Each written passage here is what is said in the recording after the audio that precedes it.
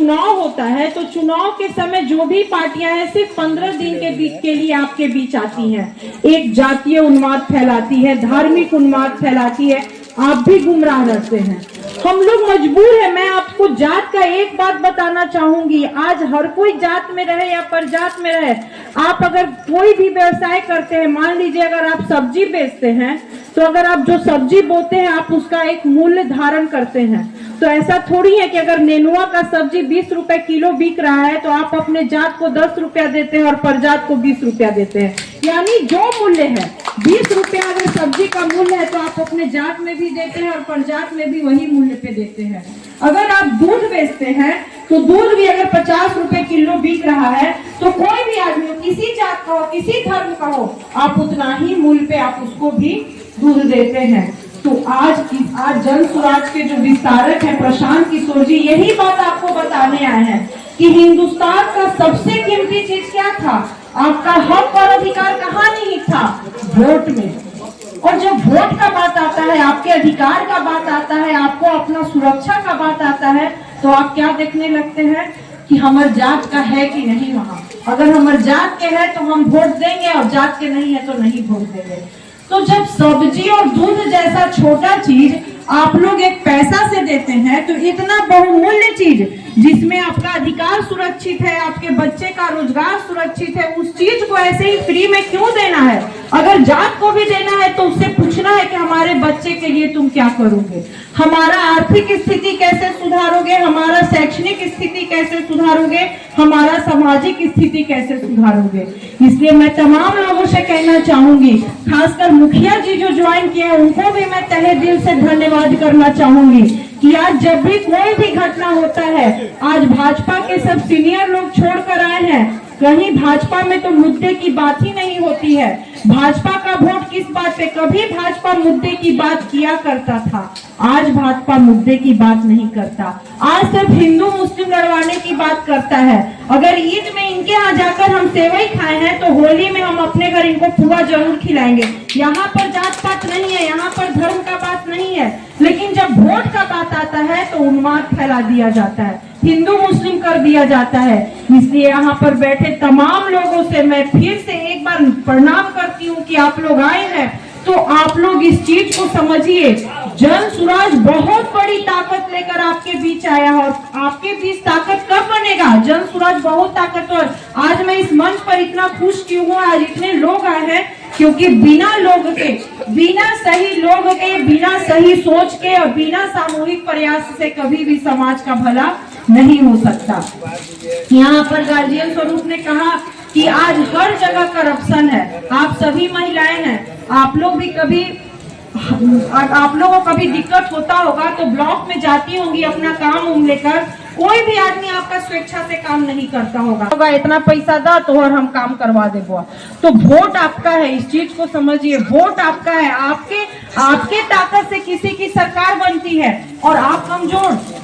तो बिहार, पूरे हिंदुस्तान में जब संविधान लिखाया था तो संविधान का एक लाइन था, समता मूलक समाज, यानी समाज के सभी लोगों की भागीदारी हो तभी समाज खूबसूरत होगा। लेकिन हम कहाँ पड़ जाते हैं, जब समाज में अपनी भागीदारी लेने का समय आता है, अपनी ताकत को पहचानने का समय आता है, समाज से अपना कुछ हक और हकूक लेने का समय आता है, तो हम जातीय उन्माद में पड़ जाते हैं। एक और छोटा सा उदाहरण देना चाहेंगे, आप शादी करने भी अपनी बेटी के यहाँ जाती है तो दहेज होता है, वहाँ भी व्यापार चलता है, वहाँ भी आपकी बेटी तभी खुशहाल रहती है जब आप एक अच्छा खासा पैसा जो लड़के का डिमांड रहता है वो पूर्ति करती हैं। वहाँ भी आपका समाज एक व्यापार की तहत आपके साथ काम करता है। लेकिन एक वोट ही ऐसा चीज है जहाँ हम सब भूल जाते हैं, सब भूल जाते हैं, चाहे जातीय उन्माद में पड़ जाते हैं, चाहे पार्टी के उन्माद में पड़ जाते हैं। तो जन स्वराज जो आपके बीच आया है यही बात बताने आया है कि कोई उन्माद में मत पड़िए। अगर आप लोग सोच के देखिएगा तो लगभग इस बिहार में सब जात का मुख्यमंत्री बन गए हैं, लेकिन क्या जात का भला हो गया? किसका भला हुआ? जो बना है उसका भला हुआ है। यहाँ पर एक व्यक्ति हमसे कह रहे थे कि जब चाय बेचने वाला देश का प्रधानमंत्री बन सकता है तो हम क्यों नहीं? तो चाय बेचने वाले के नाम पर वो प्रधानमंत्री बने, तो क्या जो लोग चाय यहाँ बेच रहा है सबका भला हो गया? भला किसी का नहीं हुआ, जो बना सिर्फ अपना काम किया और आपको ठग कर आपका कीमती वोट लेकर चला गया। इसलिए आपके बीच जन स्वराज पार्टी आई है। वो कहीं जात की बात नहीं कर रही है, कहीं धर्म की बात नहीं कर रही है, वो सिर्फ 5 मुद्दे पर बात कर रही है कि आज सभी लोग, आप गांव से आई है, खासकर यहाँ से चंद्रगढ़ की महिलाओं का बहुत भारी जनसंख्या है। आपके भी बच्चे कहीं ना कहीं 10 से 15 हजार रुपए के लिए बाहर कमाने जाते होंगे, गुजरात कमाने जाते होंगे, चाहे महाराष्ट्र या हरियाणा या चंडीगढ़। तो जन स्वराज का यही कहना है कि अगर आप अपना कीमती वोट अगर उसको देती हैं, जन स्वराज का अगर सरकार बिहार में बनता है तो 10 से 15 हजार रुपए के लिए आपके बच्चे को बाहर नहीं जाना होगा। अगर हमारा बच्चा, क्योंकि जिस तरह की घटनाएं, अभी हम नवीनगर के लिए आ रहे थे तो रोड रोक कर सब जगह स्टिकर लगाया जा रहा था, क्योंकि रोड एक्सीडेंट पूरे बिहार में बहुत ज्यादा बढ़ गया है। तो हमारा बच्चा घर से बाहर बाइक लेके जाता है तो हर माँ और बाप डरा रहता है कि पता न गया, स्पीड से मत चलना, धीरे चलना, सुरक्षित रहना। हर माँ बाप, आप लोग में सभी लोग बोलते हैं जब घर से बाहर गया है तब की ये स्थिति है, और आपका बच्चा जब बाहर स्टेट में जाता होगा तो सोचिए आप कितना डर के साए में जीती होंगी। तो जन स्वराज का यही कहना है कि अगर इसकी सरकार आपकी ताकत से, क्योंकि बिना आपकी ताकत से किसी की सरकार नहीं बनती, तो आप अगर इसको अपना ताकत देंगी तो आपके बच्चे को, आपके बेटा को, आपके पिता को, आपके भाई को अगर 10 से 15 हजार रुपए का नौकरी अगर इसी बिहार में मिले तो परिवार जरूर खुशहाल रहेगा। महिला और पुरुष जो 60 वर्ष के हो गए हैं, आज 400 रुपया जितनी महंगाई है, क्या 400 रुपया में कोई भी महिला या पुरुष सम्मान पूर्वक जीवन जी सकते हैं? 60 वर्ष की अवस्था में आदमी ऐसे भी कमजोर और लाचार हो जाता है। 400 रुपए किलो का एक हॉर्लिक्स भी नहीं मिलता है, 1 केजी का हॉर्लिक्स का भी कीमत 400 रुपए नहीं है। तो अगर जन स्वराज आएगा आपकी ताकत से तो आपको 2000 पेंशन कर देगा। अगर पति पत्नी दोनों 60 वर्ष के ऊपर है, अगर उनके घर में सरकार के तरफ से 4000 रुपया आता है तो क्या आपकी खुशहाली नहीं होगी? आपको सोचना है। फिर अभी तक जैसे राकेश जी ने शिक्षा की बात कही, अगर 15 वर्ष तक अगर बिहार के हर बच्चे को सही शिक्षा दे दी जाए, जो शिक्षा अभी हमारे सरकारी स्कूल में मिल रहा है, इस शिक्षा से हमारे बच्चे का भला नहीं होगा। हमारे संविधान में मौलिक अधिकार को शिक्षा के अधिकार से जोड़ दिया गया है, यानी सही शिक्षा सभी लोग को संविधान में ही निहित कर दिया गया है। लेकिन जो दोहरी शिक्षा इस हिंदुस्तान में चल रहा है, आपको रोकना है, क्योंकि सरकारी स्कूल से पढ़ने वाला बच्चा और प्राइवेट स्कूल से पढ़ने वाले बच्चे की शैक्षणिक स्थिति में बहुत ही अंतर है। तो प्रशांत जी का कहना है कि अगर आप लोग अपनी ताकत देती हैं और आपका अगर जन स्वराज का सरकार बनता है तो जन स्वराज के सरकार बनने के बाद 15 साल तक बच्चे को, अगर आपको लगता है कि सरकारी स्कूल में जो बच्चा मेरा पढ़ रहा है, इस पढ़ाई से मेरे बच्चे का विकास नहीं होगा, तो आप अपने जगह पर जहां प्राइवेट स्कूल है वहां आप अपने बच्चे को पढ़ाइएगा और वो बच्चे का जो खर्च होगा वो जन स्वराज की सरकार करेगी। तो माताओं बहनों, यहाँ पर बैठे गार्जियन सभी लोग को, जो बुनियादी सुविधा की बात हमारे देशभक्तों ने की थी, जिस बुनियादी सुविधा की बात हमारे महात्मा गांधी ने की थी, जिस बुनियादी सुविधा की बात बाबा साहब भीमराव अम्बेडकर ने की थी, वही सब बुनियादी सुविधा की बात ये जन स्वराज पार्टी कर रहा है।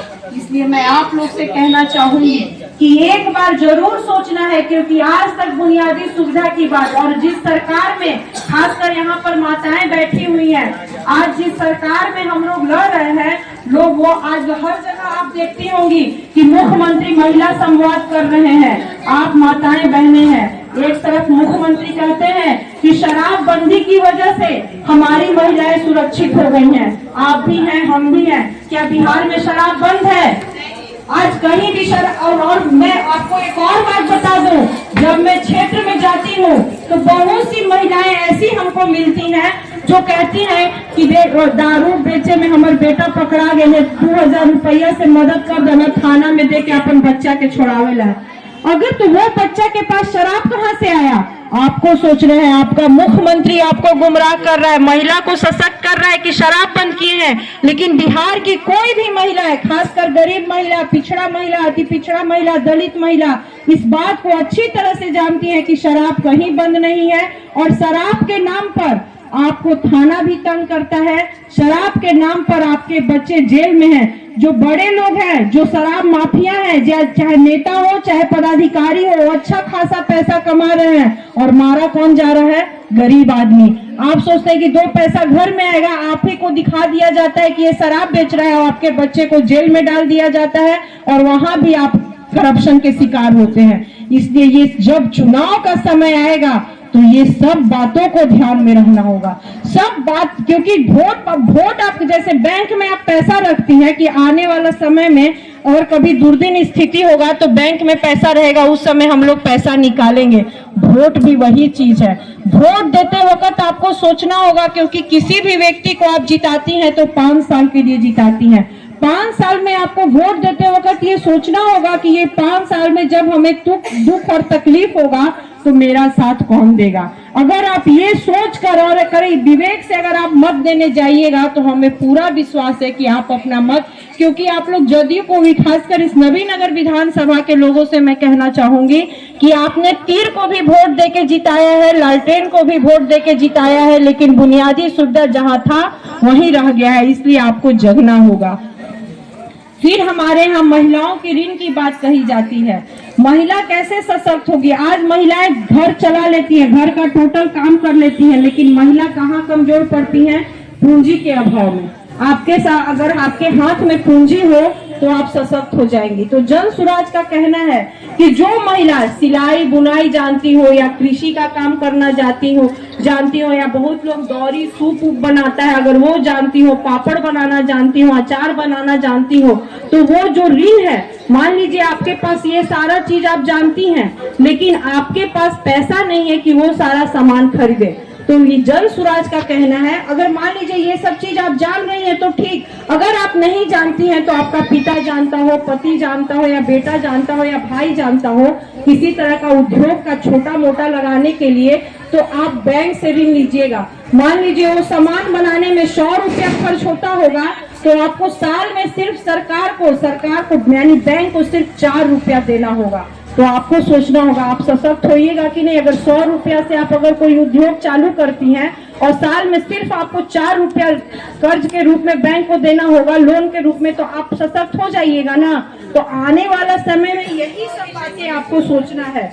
और फिर है किसानों का। हम एक तरफ कहते हैं कि हिंदुस्तान किसानों का देश है, हिंदुस्तान की आत्मा गांव में बसती है। आज हरियाणा चंडीगढ़ उदाहरण है, वहाँ के किसान बहुत संपन्न है, लेकिन हमारा बिहार पिछड़ा हुआ है, क्योंकि हम अभी तक वही जो पुरानी चीजें हैं, गेहूं में और धान तक फंसे हुए हैं। हम नकदी फसल नहीं कर रहे हैं। तो जन सुराज का कहना है कि नकदी फसल के लिए, जैसे 15 दिन का कोई फसल हो जिसको आप तुरंत काटे और बाजार में बेच दे, उसको सरकार सही दाम पर आपसे ले ले। आपको खेती, जहां आप खेती करिए, आपको मुनाफा सरकार वहीं पे पहुंचाए। और फिर एक और जन सुराज का कहना है, जितनी भी सरकारें हैं, मनरेगा के काम को आप लोग भली भांति जानती होंगी। जॉब कार्ड ब्लॉक में बनता है, ये सब लोग जानता है। जॉब कार्ड बन रहा था किस लिए? कि मनरेगा के तहत उनको 100 दिन की मजदूरी दिया जाएगा। लेकिन क्या जॉब कार्ड से किसी को भी पंचायत में या किसी के गाँव में 100 दिन का रोजगार मिला है? किसी अगर हाथ उठाए, किसी को नहीं मिला है। तो जन सुराज का कहना है कि हम रोजगार देंगे। मान लीजिए कोई बड़ा किसान है और वो किसान को मदद कैसे होगा? मनरेगा के तहत उस किसान को मजदूर दिया जाएगा और वो किसान मजदूरी नहीं देगा, वो सरकार उसको मजदूरी देगी। इसलिए पहली बार इस बिहार में कोई पार्टी आया है जो बुनियादी बात कर रहा है, व्यवस्था परिवर्तन की बात कर रहा है, सही लोग, सही सोच और सामूहिक प्रयास की बात कर रहा है, तो वो सिर्फ जन सुराज कर रहा है। इसलिए आने वाला समय में ये पूरी बिहार की बात नहीं, ये हिंदुस्तान को आवाज होगा, क्योंकि आज तक जितनी भी पार्टियां आई हैं सब मुद्दा विहीन राजनीति करके इस देश को बर्बाद कर दी हैं। हमारा बिहार आगाज हो। मैं यहाँ की प्रत्याशी हूँ, इसलिए आप लोग से हाथ जोड़ के विनती करती हूँ कि नवीनगर विधानसभा ही आगाज बन जाए कि अब मुद्दे विहीन राजनीति नहीं होगा। जो भी होगा, चाहे वो जिस दल का हो, कोई जात पात की बात नहीं होगी, कोई धर्म की बात नहीं होगी, कोई मंदिर मस्जिद की बात नहीं होगी। बात होगी तो बुनियादी सुविधा की, देश की और समाज की। क्योंकि मंदिर मस्जिद धर्म के लिए बना था। मंदिर मस्जिद क्या सिखाता है? मानव को मानव से प्रेम करना, लेकिन ये नहीं सिखलाता कि राजनीति करो। धर्म का बात करो। आज आपके सामने बहुत से देश ऐसे उदाहरण है जो धर्म की बात करके अपने आप को बर्बाद कर दिए। हमारा हिंदुस्तान का पहला लाइन है हम भारत के लोग, यानी पूरा हिंदुस्तान के लोग। और हमारे पास वोट का ताकत ऐसा है कि हमारा राष्ट्रपति, हमारा प्रधानमंत्री, हमारा मुख्यमंत्री भी वोट देता है तो उसकी गिनती 1 होती है। आप महिलाएं हैं, अगर आप भी वोट देती है तो उनकी गिनती 1 होती है। इतना खूबसूरत समता मूलक हमारा समाज है। इसलिए मैं तमाम लोगों से कहना चाहूंगी कि आने वाला समय में किसी भी उन्माद में मत पड़िएगा। किसी भी बड़ा लीडर का हेलीकॉप्टर अगर उतरता है तो उसकी ओर मत देखिएगा, अपने बच्चे की ओर देखिएगा, अपने घर की ओर देखिएगा, अपने परिवार की ओर देखिएगा। अगर एक बार अपनी ओर देखकर वोट कीजिएगा तो जितना लोग आपका वोट को ठगा है, आप उस पे बटन कभी नहीं दबाइएगा। जो आपके हक की बात करेगा, आपके परिवार की बात करेगा, आपके बच्चे की बात करेगा, अगर उसकी बात करेगा तो आप जरूर जन सुराज को अपना जरूर मत दीजिएगा। इन्हीं बातों के साथ मैं अपनी वाणी को विराम देती हूँ।